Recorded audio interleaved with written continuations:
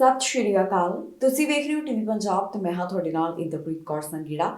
ਖਬਰਾਂ ਦੇ ਇਸ ਬੁਲੇਟਿਨ ਵਿੱਚ ਤੁਹਾਡਾ ਸਵਾਗਤ ਹੈ। ਸਭ ਤੋਂ ਪਹਿਲਾਂ ਨਜ਼ਰ ਮਾਰਦੇ ਹਾਂ ਹੈਡਲਾਈਨਸ ਤੇ। ਕੈਨੇਡਾ ਵਿੱਚ 1.5 ਮਿਲੀਅਨ ਪ੍ਰਵਾਸੀਆਂ ਨੂੰ ਬੁਲਾਉਣ ਦਾ ਸੱਚ, ਸਰਕਾਰ ਨੇ ਕਿਉਂ ਰੱਖਿਆ ਟਾਰਗੇਟ। ਕੈਨੇਡਾ ਤੋਂ ਭਾਰਤ ਜਾਣ ਵਾਲੇ ਯਾਤਰੀਆਂ ਲਈ ਵੱਡਾ ਐਲਾਨ, ਹੁਣ ਨਹੀਂ ਭਰਨਾ ਪਵੇਗਾ ਏਅਰ ਸੁਵਿਧਾ ਫਾਰਮ। ਕਤਲ ਦੇ ਮਾਮਲੇ ਦੇ ਵਿੱਚ ਰਿਕਾਰਡ ਵਾਧਾ, 16 ਸਾਲ ਦਾ ਟੁੱਟਿਆ ਰਿਕਾਰਡ। ਹਾਊਸਿੰਗ ਸੰਕਟ ਦਾ ਹੱਲ ਕਰਨਗੇ ਨਵੇਂ ਪ੍ਰੀਮੀਅਰ, ਘਰਾਂ ਦੇ ਬਾਰੇ ਕੀਤੇ ਵੱਡੇ ਐਲਾਨ। ਕੈਨੇਡਾ ਦੇ ਇਮੀਗ੍ਰੇਸ਼ਨ ਵਿਭਾਗ ਵੱਲੋਂ ਕਹਿ ਦਿੱਤਾ ਗਿਆ ਕਿ ਸਾਲ 2025 ਤੱਕ 1.5 ਮਿਲੀਅਨ ਪ੍ਰਵਾਸੀਆਂ ਨੂੰ ਕੈਨੇਡਾ ਬੁਲਾਇਆ ਜਾਵੇਗਾ। ਹੁਣ ਇਸ ਦੇ ਪਿੱਛੇ ਕੀ ਕਾਰਨ ਹੈ? ਇਮੀਗ੍ਰੇਸ਼ਨ ਵਿਭਾਗ ਵੱਲੋਂ ਇਹ ਵੱਡਾ ਟਾਰਗੇਟ ਕਿਉਂ ਤੈਅ ਕੀਤਾ ਗਿਆ? ਇਸ ਬਾਰੇ ਨਵੀਂ ਜਾਣਕਾਰੀ ਸਾਹਮਣੇ, ਜਿੱਥੇ ਜ਼ਿਕਰ ਕੀਤਾ ਗਿਆ ਉਹਨਾਂ तमाम ਗੱਲਾਂ ਦਾ, ਜਿਸ ਨੂੰ ਧਿਆਨ ਵਿੱਚ ਰੱਖਦਿਆਂ ਕੈਨੇਡਾ ਵੱਲੋਂ ਐਡਾ ਵੱਡਾ ਟਾਰਗੇਟ ਤੈਅ ਕੀਤਾ ਗਿਆ। ਕੀ ਨੇ ਉਹ ਕਾਰਨ, ਤੁਹਾਨੂੰ ਦੱਸਾਂਗੇ ਇਸ ਖਬਰ ਵਿੱਚ। ਕੈਨੇਡਾ ਚਾਹੁੰਦਾ ਹੈ ਕਿ ਸਾਲ 2025 ਤੱਕ 1.5 ਮਿਲੀਅਨ ਇਮੀਗ੍ਰੈਂਟਸ ਨੂੰ ਕੈਨੇਡਾ ਵਿੱਚ ਬੁਲਾਇਆ ਜਾਵੇ। ਹੁਣ ਸਵਾਲ ਖੜਾ ਹੁੰਦਾ ਹੈ ਕਿ ਦੇਸ਼ ਅਜਿਹਾ ਕਿਉਂ ਚਾਹੁੰਦਾ ਹੈ। ਦਰਅਸਲ IRCC ਵੱਲੋਂ ਇਮੀਗ੍ਰੇਸ਼ਨ ਲੈਵਲਸ ਪਲਾਨ ਸਾਂਝਾ ਕੀਤਾ ਗਿਆ, ਜਿੱਥੇ ਦੱਸਿਆ ਗਿਆ ਕਿ 1 ਸਾਲ ਦੇ ਵਿੱਚ 5 ਲੱਖ ਪ੍ਰਵਾਸੀਆਂ ਨੂੰ ਪੱਕਾ ਕੀਤਾ ਜਾਵੇਗਾ, ਜਿਸ ਦਾ ਮਤਲਬ ਹੈ ਕਿ ਕੈਨੇਡਾ ਦੀ ਧਰਤੀ ਤੇ ਅਗਲੇ 3 ਸਾਲਾਂ ਵਿੱਚ 1.5 ਮਿਲੀਅਨ ਨਵੇਂ ਇਮੀਗ੍ਰੈਂਟਸ ਆਉਣਗੇ। ਹੁਣ ਤੁਹਾਨੂੰ ਦੱਸਦੇ ਹਾਂ ਕਿ ਆਖਿਰਕਾਰ ਕੈਨੇਡਾ ਵੱਲੋਂ ਇਹ ਯੋਜਨਾ ਕਿਉਂ ਬਣਾਈ ਗਈ ਹੈ। ਇਸ ਪਿੱਛੇ ਕਈ ਵੱਡੇ ਕਾਰਨ ਨੇ। ਸਭ ਤੋਂ ਵੱਡਾ ਕਾਰਨ ਮੰਨਿਆ ਜਾ ਰਿਹਾ ਹੈ ਕਿ ਇਸ ਨਾਲ ਆਬਾਦੀ ਦੇ ਵਿੱਚ ਵਾਧਾ ਹੋਵੇਗਾ। ਪਿਛਲੇ ਸਾਲ ਕੈਨੇਡਾ ਦੇ ਇਮੀਗ੍ਰੇਸ਼ਨ ਵਿਭਾਗ ਵੱਲੋਂ ਐਲਾਨ ਕੀਤਾ ਗਿਆ ਕਿ 4 ਲੱਖ ਤੋਂ ਵੱਧ ਪ੍ਰਵਾਸੀਆਂ ਨੂੰ ਪੱਕਾ ਕੀਤਾ ਜਾਵੇਗਾ, ਜੋ ਕਿ ਇੱਕ ਰਿਕਾਰਡ ਅੰਕੜਾ ਉਹਨਾਂ ਵੱਲੋਂ ਸਾਂਝਾ ਕੀਤਾ ਗਿਆ। ਮੌਜੂਦਾ ਸਮੇਂ ਕੈਨੇਡਾ ਵਿੱਚ ਆਬਾਦੀ ਕਾਫੀ ਘੱਟ ਹੈ ਤੇ ਆਬਾਦੀ ਕਾਫੀ ਬੁੱਢੀ ਵੀ ਹੋ ਰਹੀ ਹੈ।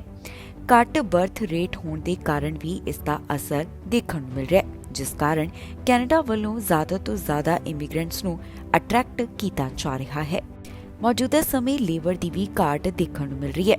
ਇਸ ਸਭ ਵਾਸਤੇ ਇਮੀਗ੍ਰੇਸ਼ਨ ਇੱਕ ਅਹਿਮ ਕਿਰਦਾਰ ਅਦਾ ਕਰਦਾ ਹੈ। ਇਸ ਤੋਂ ਇਲਾਵਾ ਇਹ ਵੀ ਸਵਾਲ ਖੜਾ ਹੋ ਰਿਹਾ ਹੈ ਕਿ ਕੈਨੇਡਾ ਦੇ ਇਮੀਗ੍ਰੇਸ਼ਨ ਵਿਭਾਗ ਵੱਲੋਂ ਜੋ ਇੱਕ ਵੱਡਾ ਟਾਰਗੇਟ ਤੈਅ ਕੀਤਾ ਗਿਆ, ਕਿ ਇਸ ਨੂੰ ਪੂਰਾ ਕੀਤਾ ਜਾ ਸਕੇਗਾ। ਹਾਲ ਹੀ ਦੇ ਵਿੱਚ ਇਮੀਗ੍ਰੇਸ਼ਨ ਮੰਤਰੀ ਸ਼ੌਨ ਫਰੇਜ਼ਰ ਇਸ ਬਾਰੇ ਇੰਟਰਵਿਊ ਦੇ ਵਿੱਚ ਬੋਲੇ ਨੇ, ਜਿੱਥੇ ਉਹਨਾਂ ਦਾ ਕਹਿਣਾ ਹੈ ਕਿ ਕਰੋਨਾ ਦਾ ਅਸਰ ਅਜੇ ਵੀ ਇਮੀਗ੍ਰੇਸ਼ਨ ਦੇ ਉੱਪਰ ਦਿਖਾਈ ਦੇ ਰਿਹਾ ਹੈ। ਸਾਲ 2023 ਤੱਕ ਕੈਨੇਡਾ ਦਾ ਟੀਚਾ ਹੈ ਕਿ 76,000 ਰਿਫਿਊਜੀਆਂ ਨੂੰ ਵੀ ਸੈਟਲ ਕੀਤਾ ਜਾ ਸਕੇ। ਹੁਣ ਦੇਖਣਾ ਹੋਵੇਗਾ ਕਿ ਇਮੀਗ੍ਰੇਸ਼ਨ ਦੇ ਨਾਲ ਜੁੜਿਆ ਹੋਇਆ ਇਹ ਟਾਰਗੇਟ ਕਦੋਂ ਅਤੇ ਕਿਸ ਤਰ੍ਹਾਂ ਪੂਰਾ ਕੀਤਾ ਜਾਂਦਾ ਹੈ। ਇਮੀਗ੍ਰੇਸ਼ਨ ਵਿਭਾਗ ਦਾ ਲਗਾਤਾਰ ਇਸ ਬਾਰੇ ਅਪਡੇਟ ਸਾਂਝੀ ਕਰਦਾ ਹੋਇਆ ਦਿਖਾਈ ਦੇ ਰਿਹਾ ਹੈ ਤੇ ਉਹਨਾਂ ਨੂੰ ਪੂਰੀ ਉਮੀਦ ਹੈ ਕਿ ਇਮੀਗ੍ਰੇਸ਼ਨ ਦੇ ਨਾਲ ਜੁੜਿਆ ਹੋਇਆ ਇਹ ਟਾਰਗੇਟ ਪੂਰਾ ਕਰ ਲਿਆ ਜਾਵੇਗਾ। ਕੈਨੇਡਾ ਤੋਂ ਭਾਰਤ ਦਾ ਸਫ਼ਰ ਕਰਨ ਵਾਲੇ ਯਾਤਰੀਆਂ ਦੇ ਲਈ ਵੱਡੀ ਖਬਰ ਸਾਹਮਣੇ ਆਈ ਹੈ, ਜਿੱਥੇ ਭਾਰਤ ਜਾਣ ਵਾਲੇ ਯਾਤਰੀਆਂ ਨੂੰ ਹੁਣ ਏਅਰ ਸੁਵਿਧਾ ਫਾਰਮ ਨਹੀਂ ਭਰਨਾ ਪਵੇਗਾ। ਪਹਿਲਾਂ ਜਿਹੜੇ ਯਾਤਰੀ ਭਾਰਤ ਦਾ ਸਫ਼ਰ ਕਰਦੇ ਸਨ, ਉਹਨਾਂ ਨੂੰ ਇੱਕ ਫਾਰਮ ਭਰਨਾ ਪੈਂਦਾ ਸੀ, ਜਿਸ ਦੇ ਵਿੱਚ ਆਪਣੀ ਵੈਕਸੀਨੇਟਡ ਹੋਣ ਜਾਂ ਫਿਰ ਕਰੋਨਾ ਦੇ ਬਾਰੇ ਸਾਰੀ ਜਾਣਕਾਰੀ ਦੇਣੀ ਪੈਂਦੀ ਸੀ। ਪਰ ਹੁਣ ਭਾਰਤ ਸਰਕਾਰ ਵੱਲੋਂ ਇਸ ਸੰਬੰਧੀ ਰਾਹਤ ਦੇ ਦਿੱਤੀ ਗਈ ਹੈ। ਕੈਨੇਡਾ ਤੋਂ ਭਾਰਤ ਦਾ ਸਫ਼ਰ ਕਰਨ ਵਾਲਿਆਂ ਦੇ ਲਈ ਵੱਡੀ ਖਬਰ ਸਾਹਮਣੇ ਆਈ ਹੈ, ਜਿੱਥੇ ਭਾਰਤ ਜਾਣ ਵਾਸਤੇ ਹੁਣ ਅੰਤਰਰਾਸ਼ਟਰੀ ਹਵਾਈ ਯਾਤਰੀਆਂ ਨੂੰ ਏਅਰ ਸੁਵਿਧਾ ਫਾਰਮ ਨਹੀਂ ਭਰਨਾ ਪਵੇਗਾ। ਇਹ ਨਵੇਂ ਨਿਯਮ 22 ਨਵੰਬਰ ਜਾਣੀ ਕਿ ਅੱਜ ਤੋਂ ਲਾਗੂ ਹੋ ਚੁੱਕੇ ਨੇ। ਜੀ ਹਾਂ, ਭਾਰਤ ਵੱਲੋਂ ਕਰੋਨਾ ਵਾਇਰਸ ਦੇ ਮੱਦੇਨਜ਼ਰ ਜਿਹੜਾ ਏਅਰ ਸੁਵਿਧਾ ਪੋਰਟਲ ਚਲਾਇਆ ਗਿਆ ਸੀ, ਹੁਣ ਉਹਨੂੰ ਬੰਦ ਕੀਤਾ ਜਾ ਰਿਹਾ ਹੈ। ਤਾਜ਼ਾ ਜਾਣਕਾਰੀ ਮੁਤਾਬਕ ਸਫ਼ਰ ਕਰਨ ਵਾਲੇ ਯਾਤਰੀਆਂ ਨੂੰ ਉਡਾਣ ਤੋਂ ਪਹਿਲਾਂ ਪੋਰਟਲ ਉੱਪਰ ਕੋਈ ਡਿਟੇਲ ਭਰਨ ਦੀ ਜ਼ਰੂਰਤ ਨਹੀਂ ਹੋਵੇਗੀ। ਭਾਰਤ ਦੇ ਹਵਾਬਾਜ਼ੀ ਮੰਤਰਾਲੇ ਵੱਲੋਂ ਟਵੀਟ ਕਰਦਿਆਂ ਇਸ ਦੀ ਜਾਣਕਾਰੀ ਦਿੱਤੀ ਗਈ। ਟਵੀਟ ਦੇ ਵਿੱਚ ਹਵਾਬਾਜ਼ੀ ਮੰਤਰਾਲੇ ਦਾ ਕਹਿਣਾ ਹੈ ਕਿ ਕੋਵਿਡ-19 ਦੇ ਘਟ ਰਹੇ ਮਾਮਲੇ ਅਤੇ ਦੁਨੀਆ ਭਰ ਦੇ ਵਿੱਚ ਵੈਕਸੀਨ ਦੀ ਕਵਰੇਜ ਨੂੰ ਧਿਆਨ ਵਿੱਚ ਰੱਖਦਿਆਂ ਸਰਕਾਰ ਵੱਲੋਂ ਇਹ ਤਾਜ਼ਾ ਫੈਸਲਾ ਲਿਆ ਗਿਆ। ਦੱਸ ਦਈਏ ਕਿ ਏਅਰ ਸੁਵਿਧਾ ਫਾਰਮ ਆਨਲਾਈਨ ਭਰਿਆ ਜਾਂਦਾ ਸੀ ਅਤੇ ਉਡਾਣ ਵਾਸਤੇ ਇਸ ਫਾਰਮ ਦਾ ਪ੍ਰਿੰਟ ਯਾਤਰੀਆਂ ਨੂੰ ਨਾਲ ਲੈ ਕੇ ਜਾਣਾ ਪੈਂਦਾ ਸੀ। ਇਸ ਦੀ ਸ਼ੁਰੂਆਤ ਸਾਲ 2020 ਅਗਸਤ ਮਹੀਨੇ ਦੌਰਾਨ ਹੋਈ। ਇਸ ਰਾਹੀਂ ਯਾਤਰੀ ਆਪਣੇ ਬਾਰੇ ਅਤੇ ਆਪਣੀ ਉਡਾਣ ਬਾਰੇ ਜਾਣਕਾਰੀ ਸਾਂਝੀ ਕਰਦੇ। ਇਸ ਫਾਰਮ ਵਿੱਚ ਯਾਤਰੀ ਆਪਣੇ ਭਾਰਤ ਵਿਚਲੀ ਪਹੁੰਚਣ ਵਾਲੀ ਥਾਂ ਦਾ ਪਤਾ ਵੀ ਦਿੰਦੇ ਸਨ। ਇਹ ਫਾਰਮ ਰਾਜ ਅਤੇ ਸਿਹਤ ਵਿਭਾਗ ਕੋਲ ਜਾਂਦਾ ਸੀ ਤੇ ਵਿਭਾਗ ਯਾਤਰੀ ਤੋਂ ਕੋਵਿਡ ਦੇ ਸਿੰਪਟਮਸ ਬਾਰੇ ਅਪਡੇਟ ਹਾਸਲ ਕਰਦਾ ਸੀ। ਜੋ ਵਿਅਕਤੀ ਇਹ ਜਮ੍ਹਾਂ ਕਰਵਾਉਂਦਾ, ਉਸ ਨੂੰ ਕੋਵਿਡ ਟੈਸਟ ਲਈ ਵੀ ਬੁਲਾਇਆ ਜਾਂਦਾ ਸੀ। ਇਹ ਨਵੇਂ ਨਿਯਮ ਅੱਜ ਤੋਂ ਲਾਗੂ ਹੋ ਗਏ ਨੇ, ਜਿਸ ਦਾ ਮਤਲਬ ਹੈ ਕਿ ਅੱਜ ਤੋਂ ਭਾਰਤ ਜਾਣ ਵਾਲੇ ਯਾਤਰੀਆਂ ਨੂੰ ਹੁਣ ਫਾਰਮੈਲਿਟੀਜ਼ ਭਰਨੀਆਂ ਨਹੀਂ ਪੈਣਗੀਆਂ। ਭਾਰਤ ਸਰਕਾਰ ਵੱਲੋਂ ਅੰਤਰਰਾਸ਼ਟਰੀ ਯਾਤਰੀਆਂ ਵਾਸਤੇ ਨਵੀਂ ਗਾਈਡਲਾਈਨ ਜਾਰੀ ਕੀਤੀ ਗਈ ਹੈ, ਜਿਸ ਵਿੱਚ ਯਾਤਰੀਆਂ ਨੂੰ ਪੂਰੀ ਤਰ੍ਹਾਂ ਵੈਕਸੀਨੇਟਡ ਹੋਣ ਦੀ ਅਪੀਲ ਕੀਤੀ ਗਈ। ਸਰਕਾਰ ਦੁਆਰਾ ਉਡਾਨ ਦੌਰਾਨ ਕੋਵਿਡ-19 ਸੰਬੰਧੀ ਨਿਯਮ ਜਿਵੇਂ ਕਿ ਸਰੀਰਕ ਦੂਰੀ ਅਤੇ ਮਾਸਕ ਪਾਉਣ ਆਦਿ ਸਲਾਹ ਦਿੱਤੀ ਗਈ। ਧਿਆਨ ਦੇਣ ਯੋਗ ਹੈ ਕਿ ਭਾਰਤ ਸਰਕਾਰ ਵੱਲੋਂ ਪਿਛਲੇ ਹਫ਼ਤੇ ਉਡਾਨਾਂ ਦੌਰਾਨ ਲਾਜ਼ਮੀ ਮਾਸਕ ਦੀ ਸ਼ਰਤ ਨੂੰ ਵੀ ਹਟਾ ਦਿੱਤਾ ਗਿਆ ਸੀ। ਵਿਭਾਗ ਵੱਲੋਂ ਕੋਵਿਡ-19 ਦੇ ਸਿੰਪਟਮਸ ਵਾਲੇ ਵਿਅਕਤੀਆਂ ਨੂੰ ਇਕਾਂਤਵਾਸ ਕਰਨ ਦੇ ਲਈ ਕਿਹਾ ਗਿਆ ਹੈ। ਗਾਈਡਲਾਈਨਸ ਮੁਤਾਬਕ 에ਅਰਪੋਰਟ ਤੇ ਯਾਤਰੀਆਂ ਦੀ ਸਕਰੀਨਿੰਗ ਦੌਰਾਨ ਕੋਵਿਡ-19 ਦੇ ਸਿੰਪਟਮ ਵਾਲੇ ਵਿਅਕਤੀਆਂ ਨੂੰ ਕੋਵਿਡ-19 ਟੈਸਟ ਕਰਵਾਉਣਾ ਪਵੇਗਾ। ਇੱਥੇ ਇਹ ਵੀ ਦੱਸਣਯੋਗ ਹੈ ਕਿ ਕੈਨੇਡਾ ਵੱਲੋਂ 1 ਅਕਤੂਬਰ ਤੋਂ ਅੰਤਰਰਾਸ਼ਟਰੀ ਯਾਤਰੀਆਂ ਨੂੰ ਅਰਾਈਵ ਕੈਨ ਐਪ ਦੇ ਵਿੱਚ ਲਾਜ਼ਮੀ ਜਾਣਕਾਰੀ ਦੀ ਸ਼ਰਤ ਨੂੰ ਖਤਮ ਕੀਤਾ ਗਿਆ। ਕੈਨੇਡਾ ਵਿੱਚ ਕਤਲ ਦੇ ਮਾਮਲੇ ਲਗਾਤਾਰ ਵਧ ਰਹੇ ਨੇ। ਹੋਮਿਸਾਈਡ ਦੇ ਇਹਨਾਂ ਮਾਮਲਿਆਂ ਦੇ ਵਿੱਚ ਰਿਕਾਰਡ ਵਾਧਾ ਹੋਇਆ। ਸਟੈਟਿਸਟਿਕਸ ਕੈਨੇਡਾ ਨੇ ਅੰਕੜੇ ਪੇਸ਼ ਕੀਤੇ, ਜਿਨ੍ਹਾਂ ਤੋਂ ਪਤਾ ਚੱਲਿਆ ਕਿ ਪਿਛਲਾ 16 ਸਾਲਾਂ ਦਾ ਰਿਕਾਰਡ ਟੁੱਟਿਆ ਹੈ ਤੇ ਸਾਲ-ਬਰ ਸਾਲ ਇਸ ਦੇ ਵਿੱਚ ਵਾਧਾ ਦਰਜ ਕੀਤਾ ਜਾ ਰਿਹਾ ਹੈ। ਕੈਨੇਡਾ ਵਿੱਚ ਹੋਮਿਸਾਈਡ ਦੇ ਮਾਮਲੇ ਲਗਾਤਾਰ ਵਧਦੇ ਹੀ ਜਾ ਰਹੇ ਨੇ। ਇਸ ਬਾਰੇ ਇੱਕ ਤਾਜ਼ਾ ਰਿਪੋਰਟ ਸਾਹਮਣੇ ਆਈ, ਜਿਸ ਤੋਂ ਪਤਾ ਚੱਲਿਆ ਹੈ ਕਿ ਪਿਛਲੇ 16 ਸਾਲ ਦੇ ਮੁਕਾਬਲੇ ਹੁਣ ਹੋਮਿਸਾਈਡ ਦੇ ਮਾਮਲਿਆਂ ਦੇ ਵਿੱਚ ਵੱਡਾ ਵਾਧਾ ਦਰਜ ਕੀਤਾ ਗਿਆ। ਸਟੈਟਿਸਟਿਕਸ ਕੈਨੇਡਾ ਵੱਲੋਂ ਇੱਕ ਰਿਪੋਰਟ ਪੇਸ਼ ਕੀਤੀ ਗਈ ਹੈ, ਜਿਸ ਤੋਂ ਪਤਾ ਚੱਲਦਾ ਹੈ ਕਿ ਹੋਮਿਸਾਈਡ ਦੇ ਮਾਮਲਿਆਂ ਦੇ ਵਿੱਚ ਲਗਾਤਾਰ ਤੀਸਰੇ ਸਾਲ ਵੀ ਵਾਧਾ ਦਰਜ ਕੀਤਾ ਗਿਆ। ਪਿਛਲੇ ਸਾਲ ਦੇਸ਼ ਦੇ ਵਿੱਚ 788 ਹੋਮਿਸਾਈਡ ਦੇ ਮਾਮਲੇ ਸਾਹਮਣੇ ਆਏ, ਜੋ ਕਿ ਸਾਲ 2020 ਦੇ ਮੁਕਾਬਲੇ 3% ਵੱਧ ਦਰਜ ਕੀਤੇ ਗਏ, ਜਿਸ ਦਾ ਮਤਲਬ ਹੈ ਕਿ ਸਾਲ 2005 ਤੋਂ ਬਾਅਦ ਇਹ ਹੁਣ ਤੱਕ ਦਾ ਵੱਡਾ ਅੰਕੜਾ ਦਰਜ ਕੀਤਾ ਗਿਆ ਹੈ। ਗੈਂਗ ਨਾਲ ਜੁੜੇ ਹੋਏ ਕਤਲਾਂ ਦੇ ਮਾਮਲੇ ਵੀ ਇਸ ਤਰ੍ਹਾਂ ਦੇ ਹੀ ਦੱਸੇ ਜਾ ਰਹੇ ਨੇ। ਸਸਕੈਚੁਆਨ ਦੇ ਵਿੱਚ ਇਹਨਾਂ ਦੋਹਾਂ ਚੀਜ਼ਾਂ ਦਾ ਵਾਧਾ ਦਰਜ ਕੀਤਾ ਗਿਆ, ਜਿੱਥੇ ਹੋਮਿਸਾਈਡ ਦੇ ਮਾਮਲੇ ਵੀ ਵੱਧ ਹੋਏ ਨੇ ਤੇ ਗੈਂਗ ਰਿਲੇਟਡ ਕਿਲਿੰਗਸ ਵੀ ਵੱਧ ਦਰਜ ਕੀਤੀਆਂ ਗਈਆਂ। ਇਸ ਸੂਬੇ ਵਿੱਚ 2020 ਦੇ ਮੁਕਾਬਲੇ ਹੋਮਿਸਾਈਡ ਦੇ ਮਾਮਲਿਆਂ ਵਿੱਚ 9% ਦਾ ਵਾਧਾ ਦੱਸਿਆ ਗਿਆ। ਸਸਕੈਚੁਆਨ ਤੋਂ ਬਾਅਦ ਦੂਸਰਾ ਨੰਬਰ ਮੈਨੀਟੋਬਾ ਸੂਬੇ ਦਾ ਆਉਂਦਾ ਹੈ ਤੇ ਇਸ ਤੋਂ ਬਾਅਦ ਓਨਟਾਰੀਓ ਅਤੇ ਬ੍ਰਿਟਿਸ਼ ਕੋਲੰਬੀਆ ਦੇ ਵਿੱਚ ਵੀ ਮਾਮਲਿਆਂ 'ਚ ਵਾਧਾ ਦਰਜ ਕੀਤਾ ਜਾ ਰਿਹਾ ਹੈ।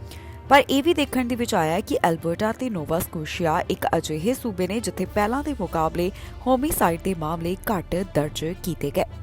ਦੱਸ ਦਈਏ ਕਿ ਪਹਿਲਾਂ ਰਜਾਈਨਾ, ਵਿਨੀਪੈਗ, ਥੰਡਰ ਵੇ, ਓਨਟਾਰੀਓ ਦੇ ਵਿੱਚ ਹੋਮਿਸਾਈਡ ਦੇ ਮਾਮਲੇ ਕਾਫੀ ਵੱਧ ਦੱਸੇ ਜਾ ਰਹੇ ਸਨ। ਸੋਮਵਾਰ ਨੂੰ ਜੋ ਅੰਕੜਾ ਪੇਸ਼ ਕੀਤਾ ਗਿਆ, ਉਸ ਮੁਤਾਬਕ ਜਿਹੜੇ ਗੈਂਗ ਰਿਲੇਟਡ ਹੋਮਿਸਾਈਡ ਦੇ ਮਾਮਲੇ ਨੇ, ਉਹਨਾਂ ਦਾ ਅੰਕੜਾ 184 ਦਾ ਦੱਸਿਆ ਗਿਆ। ਇਸ ਦੇ ਨਾਲ ਹੀ ਦੱਸ ਦਈਏ ਕਿ ਪਿਛਲੇ ਸਾਲ ਦੀ ਤੁਲਨਾ ਦੇ ਵਿੱਚ ਓਨਟਾਰੀਓ ਸੂਬੇ ਅੰਦਰ 13 ਵੱਧ ਗੈਂਗ ਰਿਲੇਟਡ ਹੋਮਿਸਾਈਡ ਦੇ ਮਾਮਲੇ ਦਰਜ ਕੀਤੇ ਗਏ ਹਨ। ਗੈਂਗ ਨਾਲ ਜੁੜੀਆਂ ਹੋਈਆਂ ਵਾਰਦਾਤਾਂ British Columbia, Quebec, Nova Scotia, Saskatchewan, New Brunswick ਤੇ ਯੂਕੌਨ ਦੇ ਵਿੱਚ ਵੀ ਵੱਧ ਦੱਸੀਆਂ ਗਈਆਂ। ਜ਼ਿਕਰਯੋਗ ਹੈ ਕਿ ਸਸਕੈਚੁਆਨ ਸੂਬੇ ਦੇ ਵਿੱਚ ਜੋ 77% ਕਤਲ ਦੇ ਮਾਮਲੇ ਨੇ, ਉਹ ਇੰਡੀਜੀਅਸ ਲੋਕਾਂ ਦੇ ਨਾਲ ਜੁੜੇ ਹੋਏ ਹਨ, ਜੋ ਕਿ ਸੂਬੇ ਦੀ 18% ਆਬਾਦੀ ਨੂੰ ਦਰਸਾਉਂਦੇ ਨੇ। ਬ੍ਰਿਟਿਸ਼ ਕੋਲੰਬੀਆ ਦੇ ਨਵੇਂ ਪ੍ਰੀਮੀਅਰ ਵੱਲੋਂ ਹਾਊਸਿੰਗ ਮਾਰਕੀਟ ਨੂੰ ਲੈ ਕੇ ਕੁਝ ਵੱਡੇ ਐਲਾਨ ਕੀਤੇ ਗਏ। ਹਾਊਸਿੰਗ ਮਾਰਕੀਟ ਸੰਬੰਧੀ ਜਿਹੜੀਆਂ ਪਰੇਸ਼ਾਨੀਆਂ ਆ ਰਹੀਆਂ ਨੇ, ਉਹਨਾਂ ਦਾ ਹੱਲ ਪ੍ਰੀਮੀਅਰ ਵੱਲੋਂ ਕੱਢਿਆ ਜਾਵੇਗਾ। ਕੀ ਕਹਿਣਾ ਹੈ ਇਸ ਬਾਰੇ ਪ੍ਰੀਮੀਅਰ ਡੇਵਿਡ ਈਬੀ ਦਾ, ਆਓ ਤੁਹਾਨੂੰ ਸੁਣਾਉਂਦੇ ਹਾਂ। ਬ੍ਰਿਟਿਸ਼ ਕੋਲੰਬੀਆ ਦੇ ਨਵੇਂ ਪ੍ਰੀਮੀਅਰ ਵੱਲੋਂ ਤਾਜ਼ਾ ਐਲਾਨ ਕੀਤਾ ਗਿਆ। ਨਵੇਂ ਪ੍ਰੀਮੀਅਰ ਡੇਵਿਡ ਈਬੀ ਵੱਲੋਂ ਹਾਊਸਿੰਗ ਸੰਕਟ ਨੂੰ ਹੱਲ ਕੀਤਾ ਜਾਵੇਗਾ, ਜਿਸ ਵਾਸਤੇ ਉਹਨਾਂ ਵੱਲੋਂ ਇੱਕ ਨਵਾਂ ਕਾਨੂੰਨ ਪ੍ਰਸਤਾਵਿਤ ਕੀਤਾ ਗਿਆ।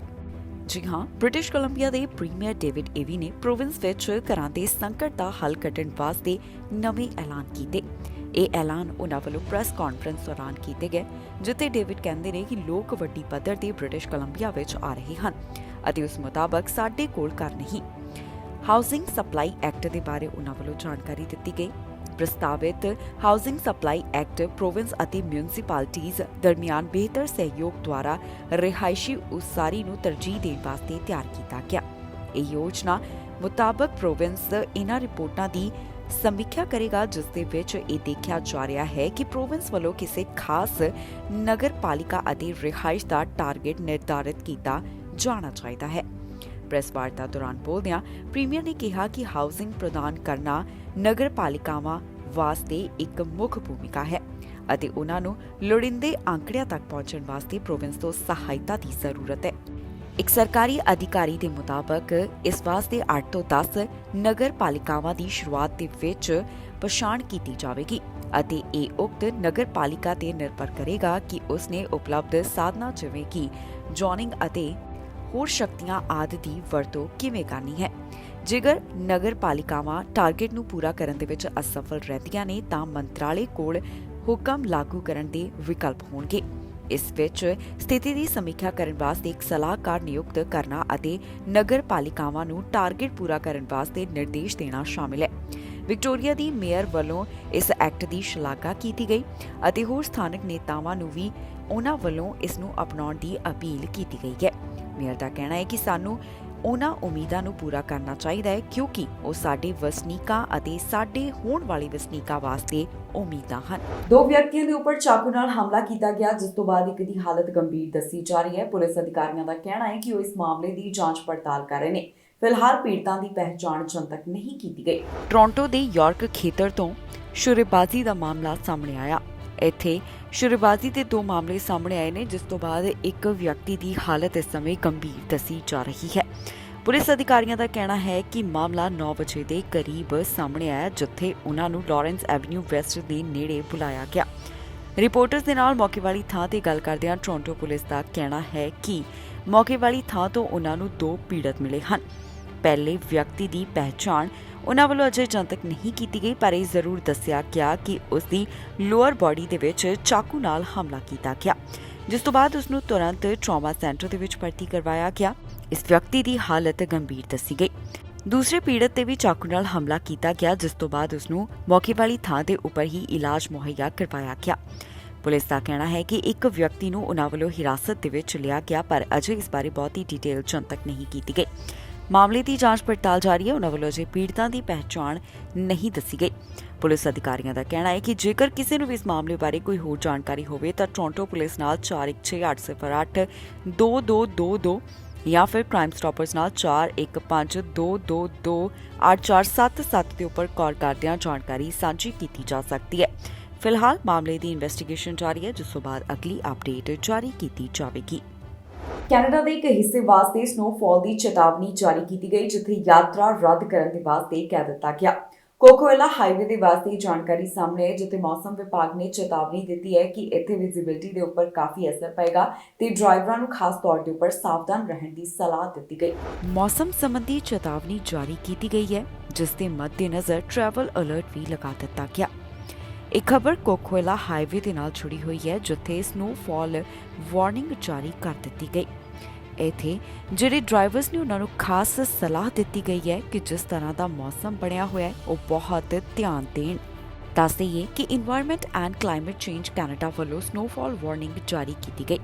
ਇਹ ਚੇਤਾਵਨੀ ਉਹਨਾਂ ਵੱਲੋਂ ਕੋਕੋਇਲਾ ਸਮਿਟ, ਪੌਲਸਨ ਸਮਿਟ, ਕੁਟਨੀ ਪਾਸ, ਰੋਜਰਸ ਪਾਸ ਅਤੇ ਨਾਰਥ ਐਂਡ ਵੈਸਟ ਕੋਲੰਬੀਆ ਵਾਸਤੇ ਜਾਰੀ ਕੀਤੀ ਗਈ, ਜਿਸ ਵਿੱਚ ਬਲੂ ਰਿਵਰ ਅਤੇ ਰੇਵਲਸਟੋਕ ਸ਼ਾਮਿਲ ਹੈ। ਵਿਭਾਗ ਦਾ ਕਹਿਣਾ ਹੈ ਕਿ ਇਨ੍ਹਾਂ ਖੇਤਰਾਂ ਦੇ ਵਿੱਚ 20 ਸੈਂਟੀਮੀਟਰ ਤੱਕ ਸਨੋ ਪੈਣ ਦੀ ਸੰਭਾਵਨਾ ਹੈ, ਜਿਸ ਦਾ ਅਸਰ ਵਿਜ਼ਿਬਿਲਿਟੀ ਦੇ ਉੱਪਰ ਵੀ ਪਏਗਾ। ਵਿਜ਼ਿਬਿਲਿਟੀ ਕਾਫੀ ਘੱਟ ਹੋ ਜਾਏਗੀ, ਜਿਸ ਤੋਂ ਬਾਅਦ ਡਰਾਈਵਰਾਂ ਨੂੰ ਕਿਹਾ ਗਿਆ ਹੈ ਕਿ ਉਹ ਰਸਤੇ ਤੇ ਆਉਣ ਤੋਂ ਪਰਹੇਜ਼ ਕਰਨ ਤੇ ਜੇਕਰ ਉਹ ਯਾਤਰਾ ਦੀ ਯੋਜਨਾ ਬਣਾ ਰਹੇ ਨੇ ਉਹਨਾਂ ਨੂੰ ਰੱਦ ਕਰ ਦਿੱਤਾ ਜਾਵੇ।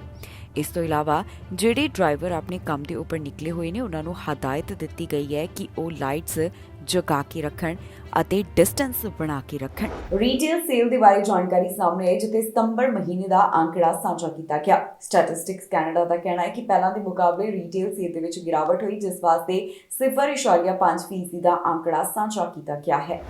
ਸਤੰਬਰ ਮਹੀਨੇ ਦੌਰਾਨ ਰੀਟੇਲ ਸੇਲ ਕਿਸ ਤਰ੍ਹਾਂ ਰਹੀ, ਇਸ ਬਾਰੇ ਤਾਜ਼ਾ ਅੰਕੜੇ ਸਾਹਮਣੇ ਆਏ ਨੇ, ਜਿੱਥੇ ਪਤਾ ਚੱਲਿਆ ਕਿ ਗੈਸ ਦੀਆਂ ਕੀਮਤਾਂ ਘੱਟ ਹੋਈਆਂ ਨੇ ਤੇ ਖਾਣ ਪੀਣ ਦੀਆਂ ਚੀਜ਼ਾਂ ਦੇ ਵਿੱਚ ਵਾਧਾ ਦਰਜ ਕੀਤਾ ਜਾ ਰਿਹਾ ਹੈ। ਦੱਸ ਦਈਏ ਕਿ ਸਟੈਟਿਸਟਿਕਸ ਕੈਨੇਡਾ ਵੱਲੋਂ ਰੀਟੇਲ ਸੇਲ ਦੇ ਬਾਰੇ ਕੁਝ ਅੰਕੜੇ ਸਾਂਝੇ ਕੀਤੇ ਗਏ, ਜਿੱਥੇ ਪਤਾ ਚੱਲਿਆ ਹੈ ਕਿ ਰੀਟੇਲ ਸੇਲ ਦੇ ਵਿੱਚ ਸਤੰਬਰ ਮਹੀਨੇ ਦੌਰਾਨ ਗਿਰਾਵਟ ਦਰਜ ਕੀਤੀ ਗਈ, ਜੋ ਕਿ 0.5% ਦੀ ਦੱਸੀ ਜਾ ਰਹੀ ਹੈ।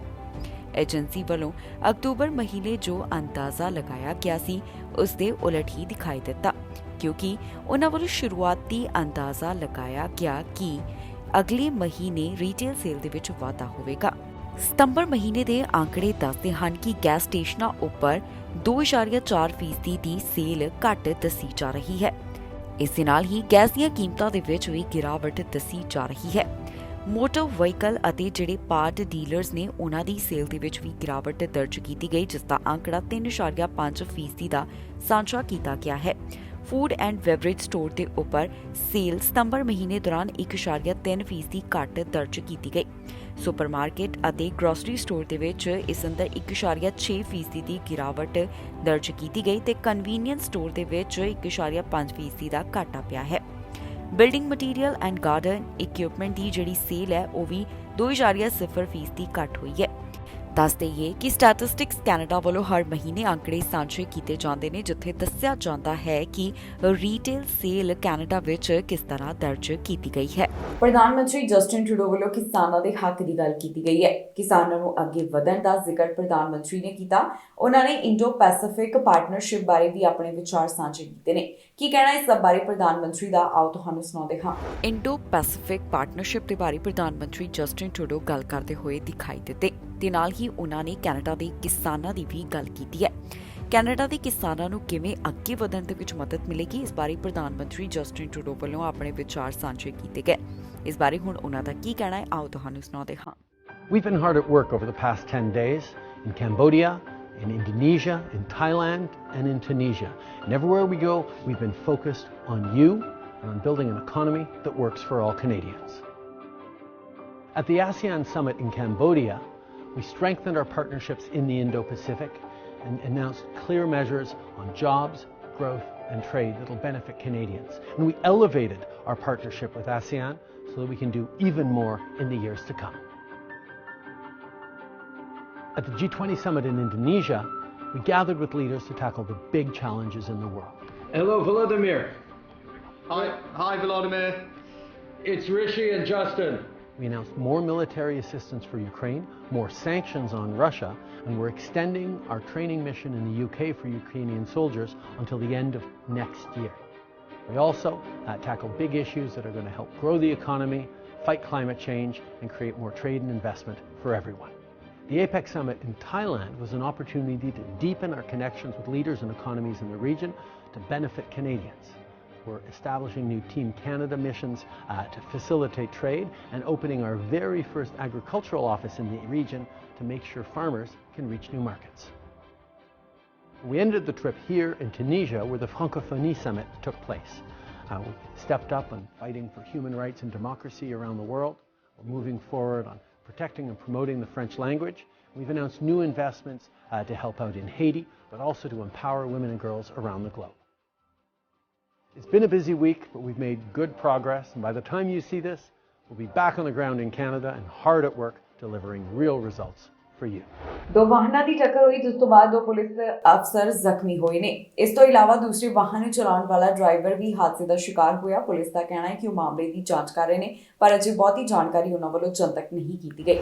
ਨਾਰਥ ਯਾਰਕ ਦੇ ਵਿੱਚ ਹਾਦਸਾ ਵਾਪਰਿਆ, ਜਿਸ ਤੋਂ ਬਾਅਦ ਦੋ ਪੁਲਿਸ ਅਧਿਕਾਰੀਆਂ ਨੂੰ ਹਸਪਤਾਲ ਦੇ ਵਿੱਚ ਭਰਤੀ ਕਰਵਾਇਆ ਗਿਆ। ਇੱਥੇ ਦੋ ਵਾਹਨ ਹਾਦਸੇ ਦਾ ਸ਼ਿਕਾਰ ਹੋਏ ਨੇ, ਜਿਸ ਬਾਰੇ ਪੁਲਿਸ ਅਧਿਕਾਰੀਆਂ ਵੱਲੋਂ ਸੂਚਨਾ ਸਾਂਝੀ ਕੀਤੀ ਗਈ। ਟੋਰਾਂਟੋ ਪੁਲਿਸ ਅਫਸਰਾਂ ਦਾ ਕਹਿਣਾ ਹੈ ਕਿ ਦੋ ਪੁਲਿਸ ਆਫੀਸਰਸ ਨੂੰ ਹਸਪਤਾਲ ਦੇ ਵਿੱਚ ਭਰਤੀ ਕਰਵਾਇਆ ਗਿਆ, ਜਿਹੜੇ ਕਿ ਹਾਦਸੇ ਦਾ ਸ਼ਿਕਾਰ ਹੋਏ ਨੇ। ਇਸ ਤੋਂ ਵਧੇਰੇ ਜਾਣਕਾਰੀ ਸਾਂਝੀ ਕਰਦਿਆਂ ਦੱਸਿਆ ਗਿਆ ਕਿ ਇਹ ਮਾਮਲਾ 9 ਵਜੇ ਦੇ ਕਰੀਬ ਕੀਲ ਸਟਰੀਟ ਤੇ ਫਿੰਚ ਐਵਨਿਊ ਵੈਸਟ ਦੇ ਨੇੜਿਓਂ ਸਾਹਮਣੇ ਆਇਆ ਹੈ। ਜਿਹੜੇ ਦੋ ਪੁਲਿਸ ਅਧਿਕਾਰੀ ਜ਼ਖਮੀ ਹੋਏ ਨੇ, ਉਹਨਾਂ ਦੀ ਪਹਿਚਾਣ ਅਜੇ ਜਨਤਕ ਨਹੀਂ ਕੀਤੀ ਗਈ। ਯਾਰਕ ਪੈਰਾਮੈਡਿਕਸ ਦਾ ਕਹਿਣਾ ਹੈ ਕਿ ਉਹਨਾਂ ਵੱਲੋਂ ਇਹਨਾਂ ਅਧਿਕਾਰੀਆਂ ਨੂੰ ਹਸਪਤਾਲ ਦੇ ਵਿੱਚ ਪਹੁੰਚਾਇਆ ਗਿਆ। ਫਿਲਹਾਲ ਹਾਦਸੇ ਦੇ ਕਾਰਨ ਨਹੀਂ ਪਤਾ ਲੱਗ ਸਕੇ। ਇਹ ਕਾਰਨ ਪਤਾ ਲਗਾਉਣ ਦੀ ਕੋਸ਼ਿਸ਼ ਜਾਰੀ ਹੈ। ਪੀੜਤਾਂ ਦੀ ਪਹਿਚਾਣ ਅਜੇ ਜਨਤਕ ਨਹੀਂ ਕੀਤੀ ਗਈ। ਇੱਕ ਹੋਰ ਡਰਾਈਵਰ ਵੀ ਹਾਦਸੇ ਦਾ ਸ਼ਿਕਾਰ ਹੋਇਆ, ਜਿਸ ਬਾਰੇ ਅਧਿਕਾਰੀਆਂ ਨੇ ਬਹੁਤੀ ਡਿਟੇਲ ਜਨਤਕ ਨਹੀਂ ਕੀਤੀ। ਪੁਲਿਸ ਅਫਸਰਾਂ ਦਾ ਕਹਿਣਾ ਹੈ ਕਿ ਉਹ ਇਸ ਮਾਮਲੇ ਦੀ ਜਾਂਚ ਪੜਤਾਲ ਕਰ ਰਹੇ ਨੇ, ਜਿਸ ਤੋਂ ਬਾਅਦ ਅਗਲੀ ਅਪਡੇਟ ਜਾਰੀ ਕੀਤੀ ਜਾਵੇਗੀ। ਹੁਣ ਤੱਕ ਦੀ ਜਾਣਕਾਰੀ ਦੇ ਵਿੱਚ ਇਹਨਾਂ तमाम ਗੱਲਾਂ ਦਾ ਉਹਨਾਂ ਵੱਲੋਂ ਜ਼ਿਕਰ ਕੀਤਾ ਗਿਆ ਹੈ। ਐਲਨ ਮਸਕ ਨੇ ਟਵਿੱਟਰ ਖਰੀਦਿਆ, ਜਿਸ ਤੋਂ ਬਾਅਦ ਉਹਨਾਂ ਨੇ ਕਈ ਵੱਡੇ ਐਲਾਨ ਕੀਤੇ। ਕੁਝ ਐਲਾਨ ਵਿਵਾਦਾਂ ਦਾ ਸਾਹਮਣਾ ਵੀ ਕਰ ਰਹੇ ਨੇ। ਹਾਲ ਹੀ ਦੇ ਵਿੱਚ ਜੋ ਕਰਮਚਾਰੀਆਂ ਦੀ ਛਾਂਟੀ ਦੇ ਬਾਰੇ ਐਲਨ ਮਸਕ ਵੱਲੋਂ ਐਲਾਨ ਕੀਤਾ ਗਿਆ, ਉਸ ਤੋਂ ਬਾਅਦ ਉਹਨਾਂ ਨੂੰ ਕਈ ਤਰ੍ਹਾਂ ਦੇ ਸਵਾਲ ਪੁੱਛੇ ਜਾ ਰਹੇ ਨੇ, ਜਿਸ ਦਾ ਜਵਾਬ ਟਵਿੱਟਰ ਵੱਲੋਂ ਦਿੱਤਾ ਗਿਆ। ਦੁਨੀਆ ਦੇ ਸਭ ਤੋਂ ਅਮੀਰ ਵਿਅਕਤੀ ਐਲਨ ਮਸਕ ਵੱਲੋਂ ਜਦੋਂ ਦਾ ਟਵਿੱਟਰ ਖਰੀਦਿਆ ਗਿਆ, ਉਸ ਵੇਲੇ ਤੋਂ ਹੀ ਕਾਫੀ ਬਦਲਾਵ ਉਹਨਾਂ ਨੇ ਕੀਤੇ ਨੇ। ਹੁਣ ਟਵਿੱਟਰ ਖਰੀਦਣ ਤੋਂ ਬਾਅਦ ਐਲਨ ਮਸਕ ਨੂੰ ਕਈ ਸਵਾਲਾਂ ਦੇ ਜਵਾਬ ਵੀ ਦੇਣੇ ਪੈ ਰਹੇ ਨੇ।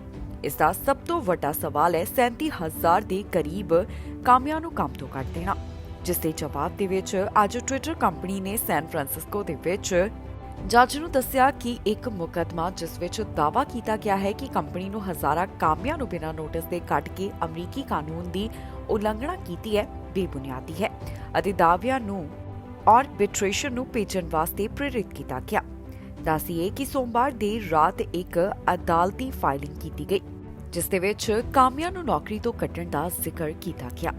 ਟਵਿੱਟਰ ਦਾ ਕਹਿਣਾ ਹੈ ਕਿ ਉਹਨਾਂ ਨੇ ਨੌਕਰੀ ਤੋਂ ਕੱਢੇ ਗਏ ਕਰਮਚਾਰੀਆਂ ਨੂੰ ਇਹ ਦੱਸ ਕੇ ਆਪਣੀ ਕਾਨੂੰਨੀ ਜ਼ਿੰਮੇਵਾਰੀ ਨੂੰ ਪੂਰਾ ਕੀਤਾ ਕਿ ਉਹਨਾਂ ਦਾ ਆਖਰੀ ਦਿਨ 4 ਜਨਵਰੀ ਜਾਂ ਫਿਰ 60 ਦਿਨਾਂ ਤੋਂ ਵੱਧ ਹੋਵੇਗਾ। ਕੰਪਨੀ ਨੂੰ ਉਸ ਅਦਾਲਤ ਦੇ ਵਿੱਚ 2 ਹੋਰ ਕਾਰਵਾਈਆਂ ਦਾ ਵੀ ਸਾਹਮਣਾ ਕਰਨਾ ਪੈ ਰਿਹਾ ਹੈ ਜਿਸ ਦੇ ਵਿੱਚ ਦਾਅਵਾ ਕੀਤਾ ਗਿਆ ਕਿ ਕੰਟਰੈਕਟ ਵਰਕਰਾਂ ਨੂੰ ਨੌਕਰੀ ਤੋਂ ਕੱਢੇ ਜਾਣ ਤੋਂ ਪਹਿਲਾਂ ਅਗਾਊ ਨੋਟਿਸ ਦੇਣ ਵਿੱਚ ਟਵਿੱਟਰ ਅਸਫਲ ਰਹੀ ਹੈ ਤੇ ਮਸਕ ਦੇ ਅਹੁਦਾ ਸੰਭਾਲਣ ਤੋਂ ਬਾਅਦ ਉਹਨਾਂ ਨੂੰ ਰਿਮੋਟ ਤੋਂ ਕੰਮ ਕਰਨ ਦੀ ਰੋਕ ਦੇ ਆਯੋਗ ਕਰਮਚਾਰੀਆਂ ਦੇ ਨਾਲ ਵਿਤਕਰਾ ਕੀਤਾ ਗਿਆ ਹੈ। ਐਪਲ ਸਟੋਰ ਦੇ ਵਿੱਚ ਵੱਡਾ ਹਾਦਸਾ ਵਾਪਰਿਆ ਜਿੱਥੇ ਐਪਲ ਸਟੋਰ ਦੇ ਨਾਲ ਇੱਕ ਵਾਹਨ ਆ ਕੇ ਟਕਰਾ ਗਿਆ। ਹਾਦਸੇ ਦੇ ਵਿੱਚ ਇੱਕ ਦੀ ਮੌਤ ਹੋ ਗਈ ਅਤੇ 15 ਤੋਂ ਵੱਧ ਜ਼ਖਮੀ ਦੱਸੇ ਜਾ ਰਹੇ ਨੇ। ਪੁਲਿਸ ਅਧਿਕਾਰੀਆਂ ਦਾ ਕਹਿਣਾ ਹੈ ਕਿ ਉਹ ਇਸ ਮਾਮਲੇ ਦੀ ਜਾਂਚ ਕਰ ਰਹੇ ਹਨ। ਇੱਕ SUV ਗੱਡੀ ਐਪਲ ਸਟੋਰ ਦੇ ਨਾਲ ਜਾ ਟਕਰਾਈ ਜਿਸ ਤੋਂ ਬਾਅਦ ਇੱਥੇ ਕਾਫੀ ਨੁਕਸਾਨ ਹੋ ਗਿਆ। ਪੁਲਿਸ ਅਧਿਕਾਰੀਆਂ ਵੱਲੋਂ ਕਾਰਵਾਈ ਕਰਦਿਆਂ ਹੋਮੀਸਾਈਡ ਦੇ ਸੰਬੰਧ ਦੇ ਵਿੱਚ ਇਸ ਵਿਅਕਤੀ ਨੂੰ ਚਾਰਜ ਕੀਤਾ ਗਿਆ। ਇਹ ਮਾਮਲਾ ਮੈਸਾਚਿਊਸੇਟਸ ਨਾਲ ਸੰਬੰਧਿਤ ਹੈ ਜਿੱਥੇ ਐਪਲ ਸਟੋਰ ਦੇ ਨਾਲ ਇੱਕ ਵਾਹਨ ਜਾ ਕੇ ਟਕਰਾ ਗਿਆ। ਇਹ ਟੱਕਰ ਸਾਹਮਣੇ ਵਾਲੀ ਵਿੰਡੋ ਦੇ ਨਾਲ ਹੋਈ ਹੈ। ਇਸ ਹਾਦਸੇ ਵਿੱਚ ਇੱਕ ਵਿਅਕਤੀ ਦੀ ਮੌਤ ਹੋ ਗਈ ਤੇ 16 ਹੋਰ ਜਾਣੇ ਜ਼ਖਮੀ ਦੱਸੇ ਗਏ ਨੇ। ਅਧਿਕਾਰੀਆਂ ਵੱਲੋਂ ਇਸ ਘਟਨਾ ਦੇ ਬਾਰੇ ਹੁਣ ਤੱਕ ਦੀ ਅਪਡੇਟ ਜਾਰੀ ਕੀਤੀ ਗਈ। ਪੁਲਿਸ ਅਧਿਕਾਰੀਆਂ ਦਾ ਕਹਿਣਾ ਹੈ ਕਿ ਉਹਨਾਂ ਵੱਲੋਂ ਇਸ ਮਾਮਲੇ ਦੀ ਜਾਂਚ ਪੜਤਾਲ ਕੀਤੀ ਜਾ ਰਹੀ ਹੈ ਜਿੱਥੇ ਦੱਸਿਆ ਗਿਆ ਕਿ ਐਪਲ ਸਟੋਰ ਦੇ ਵਿੱਚ ਆ ਕੇ ਇੱਕ ਗੱਡੀ ਵੱਜ ਗਈ ਜਿਸ ਤੋਂ ਬਾਅਦ ਪੀੜਤ ਦੀ ਮੌਤ ਹੋ ਗਈ ਤੇ ਉਸ ਦਾ ਨਾਮ ਕੈਵਿਨ ਦੱਸਿਆ ਗਿਆ ਤੇ ਉਮਰ 65 ਸਾਲ ਦੇ ਕਰੀਬ ਸਾਂਝੀ ਕੀਤੀ ਗਈ ਹੈ। ਐਪਲ ਵੱਲੋਂ ਵੀ ਇਸ ਬਾਰੇ ਇੱਕ ਸਟੇਟਮੈਂਟ ਜਾਰੀ ਕਰਦਿਆਂ ਸੋਗ ਦਾ ਪ੍ਰਗਟਾਵਾ ਕੀਤਾ ਗਿਆ। ਉਹਨਾਂ ਵੱਲੋਂ ਇਸ ਘਟਨਾ ਦੇ ਬਾਰੇ ਆਪਣੇ ਵਿਚਾਰ ਸਾਂਝੇ ਕੀਤੇ ਤੇ ਨਾਲ ਹੀ ਕਿਹਾ ਗਿਆ ਕਿ ਇਸ ਦੇ ਨਾਲ ਉਹਨਾਂ ਨੂੰ ਕਾਫੀ ਨੁਕਸਾਨ ਹੋਇਆ। ਪੀੜਤ ਦੇ ਪਰਿਵਾਰਕ ਮੈਂਬਰਾਂ ਦੇ ਨਾਲ ਵੀ ਉਹਨਾਂ ਵੱਲੋਂ ਦੁੱਖ ਸਾਂਝਾ ਕੀਤਾ ਗਿਆ ਹੈ। ਫਿਲਹਾਲ ਪੁਲਿਸ ਅਧਿਕਾਰੀਆਂ ਦਾ ਕਹਿਣਾ ਹੈ ਕਿ ਉਹਨਾਂ ਵੱਲੋਂ ਇਸ ਮਾਮਲੇ ਸੰਬੰਧੀ ਵਧੇਰੇ ਜਾਂਚ ਕੀਤੀ ਜਾ ਰਹੀ ਹੈ। ਜਿਸ ਵਿਅਕਤੀ ਵੱਲੋਂ ਇਸ ਵਾਰਦਾਤ ਨੂੰ ਅੰਜਾਮ ਦਿੱਤਾ ਗਿਆ ਉਸ ਦੇ ਖਿਲਾਫ ਚਾਰजेस ਲਗਾਏ ਗਏ। ਮੌਂਕੀਪੌਕਸ ਵਾਇਰਸ ਦੀ ਇਸ ਸਮੇਂ ਕੀ ਸਥਿਤੀ ਬਣੀ ਹੋਈ ਹੈ ਇਸ ਬਾਰੇ ਜਾਣਕਾਰੀ ਸਾਹਮਣੇ ਆਈ ਜਿੱਥੇ ਦੱਸਿਆ ਗਿਆ ਕਿ ਹੁਣ ਤੱਕ ਕਿਹੜੇ ਸੂਬੇ ਤੋਂ ਕਿੰਨੇ ਮੌਂਕੀਪੌਕਸ ਵਾਇਰਸ ਦੇ ਮਾਮਲੇ ਸਾਹਮਣੇ ਆ ਚੁੱਕੇ ਨੇ। ਦੱਸ ਦਈਏ ਕਿ ਪਹਿਲਾਂ ਦੇ ਮੁਕਾਬਲੇ ਇਹਨਾਂ ਕੇਸਿਸ ਦੇ ਵਿੱਚ ਵੱਡੀ ਗਿਰਾਵਟ ਦਰਜ ਕੀਤੀ ਜਾ ਰਹੀ ਹੈ। ਅਮਰੀਕਾ ਵਿੱਚ ਇਸ ਸਮੇਂ ਮੌਂਕੀਪੌਕਸ ਵਾਇਰਸ ਦੀ ਕੀ ਸਥਿਤੀ ਬਣੀ ਹੋਈ ਹੈ ਇਸ ਬਾਰੇ ਤਾਜ਼ਾ ਜਾਣਕਾਰੀ ਸਾਹਮਣੇ ਆਈ। ਪਹਿਲਾਂ ਦੇ ਮੁਕਾਬਲੇ ਮੌਂਕੀਪੌਕਸ ਵਾਇਰਸ ਦੇ ਮਾਮਲੇ ਕਾਫੀ ਹੱਦ ਤੱਕ ਘੱਟ ਦਰਜ ਕੀਤੇ ਜਾ ਰਹੇ ਨੇ। ਹੁਣ ਵੱਖ-ਵੱਖ ਸਟੇਟਸ ਬਾਰੇ ਅਪਡੇਟ ਜਾਰੀ ਕਰਦਿਆਂ ਦੱਸਿਆ ਗਿਆ ਕਿ ਹੁਣ ਤੱਕ ਕਿੰਨੇ ਇਹਨਾਂ ਸੂਬਿਆਂ ਵਿੱਚ ਕੁੱਲ ਮੌਂਕੀਪੌਕਸ ਦੇ ਮਾਮਲੇ ਸਾਹਮਣੇ ਆ ਚੁੱਕੇ ਨੇ। District of Columbia 497, New York 3948, Georgia 1815, California 5010, Florida 2543, Maryland 662, Illinois 1315, Nevada 267, Texas 2372, New Jersey 720, Washington 600, Rhode Island 74, Arizona 474, Pennsylvania 773, Massachusetts 402, Puerto Rico 183, Virginia 484, Louisiana 254, North Carolina 566, Oregon 216, Utah 161, Colorado 278, Tennessee 309, Minnesota 202, Indiana 234, South Carolina 172,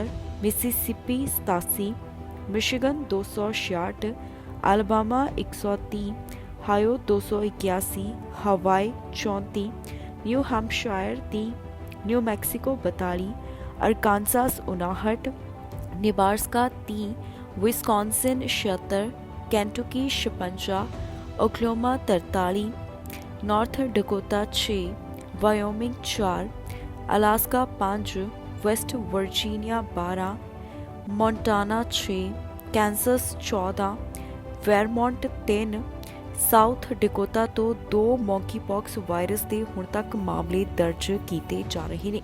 ਇਸ ਬਾਰੇ CDC ਵੱਲੋਂ ਸਾਰੀ update ਜਾਰੀ ਕੀਤੀ ਗਈ ਹੈ। ਇਸ ਦੇ ਨਾਲ ਹੀ ਜਾਂਦੇ ਇੱਕ ਵਾਰ ਫਿਰ ਤੋਂ ਨਜ਼ਰ ਮਾਰਦੇ ਹਾਂ ਹੈਡਲਾਈਨਸ ਤੇ। ਕੈਨੇਡਾ ਵਿੱਚ 1.5 ਮਿਲੀਅਨ ਪ੍ਰਵਾਸੀਆਂ ਨੂੰ ਬੁਲਾਉਣ ਦਾ ਸੱਚ, ਸਰਕਾਰ ਨੇ ਕਿਉਂ ਰੱਖਿਆ ਟਾਰਗੇਟ। ਕੈਨੇਡਾ ਤੋਂ ਭਾਰਤ ਜਾਣ ਵਾਲੇ ਯਾਤਰੀਆਂ ਲਈ ਵੱਡਾ ਐਲਾਨ, ਹੁਣ ਨਹੀਂ ਭਰਨਾ ਪਵੇਗਾ 에ਅਰ ਸੁਵਿਧਾ ਫਾਰਮ। ਕਤਲ ਦੇ ਮਾਮਲੇ ਦੇ ਵਿੱਚ ਰਿਕਾਰਡ ਵਾਧਾ, 16 ਸਾਲ ਦਾ ਟੁੱਟਿਆ ਰਿਕਾਰਡ। ਹਾਊਸਿੰਗ ਸੰਕਟ ਦਾ ਹੱਲ ਕਰਨਗੇ ਨਵੇਂ ਪ੍ਰੀਮੀਅਰ, ਘਰਾਂ ਦੇ ਬਾਰੇ ਕੀਤੇ ਵੱਡੇ ਐਲਾਨ। ਖਬਰਾਂ ਦੇ ਇਸ ਬੁਲੇਟਿਨ ਵਿੱਚ ਨਹੀਂ, ਫਿਲਹਾਲ ਮੈਨੂੰ ਇੰਦਰਪ੍ਰੀਤ ਕੌਰ ਸੰਗੀੜਾ ਨੂੰ ਦਿਓ ਇਜਾਜ਼ਤ ਤੇ ਤੁਸੀਂ ਵੇਖਦੇ ਰਹੋ TV ਪੰਜਾਬ।